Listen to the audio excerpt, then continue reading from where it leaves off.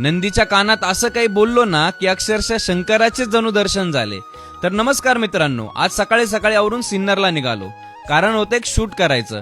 मग काय घेतलं आपल्या कुणाल भाऊंना आणि निघालो. मग काय वाटेत भेटले ना भाऊ आपल्या साईबाबांचं मंदिर. मग काय बाबांचा आशीर्वाद घेतला आणि निघालो समृद्धी महामार्गाने.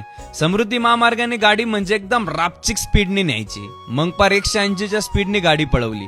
टोल नाक्यावर आल्यावर टोल तोडतो की काय इतक्या जवळ गाडी आणली. त्या मॅडम तर एकदम घाबरून गेल्या, पण त्यांना काय माहिती आमच्या गाडीला ऍडव्हान्स ऍडास आहे ते.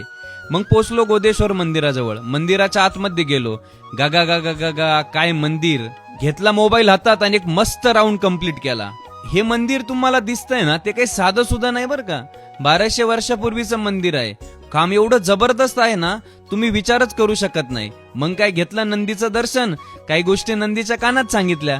काय सांगितल्या असेल कमेंटमध्ये नक्की सांगा. तिथं काही व्हिडिओ शूट करून पुन्हा निघालो परतीला. पुन्हा बाबांचं दर्शन घेतलं.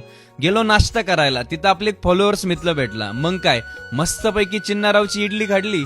नंतर चिन्ना अण्णाला शेक हँड केला आणि मग काय सलूनला जाऊन फ्रेश झालो. ऑफिसच्या लुकमध्ये आवरून निघालो आम्ही सगळे सप्त्याला जात असताना वडापाव खाल्ला आणि आज टीम सोबत चहाच्या कट्ट्यावरच चर्चा केली आणि पोहोचलो सप्त्याला. तिथं पूल क्रॉस करून चालत जावं लागलं. सप्ताह अतिशय भव्य दिव्य होता. गर्दी खूप छान होती. मग काय घेतला खिचडीचा आस्वाद. त्यावरून दर्शन घेऊन घरी निघालो. घरी येत असताना आपले काही फॉलोअर्स मित्र भेटले. त्यांच्याशी थोड्या गप्पा मारल्या आणि आलो पुन्हा घरी.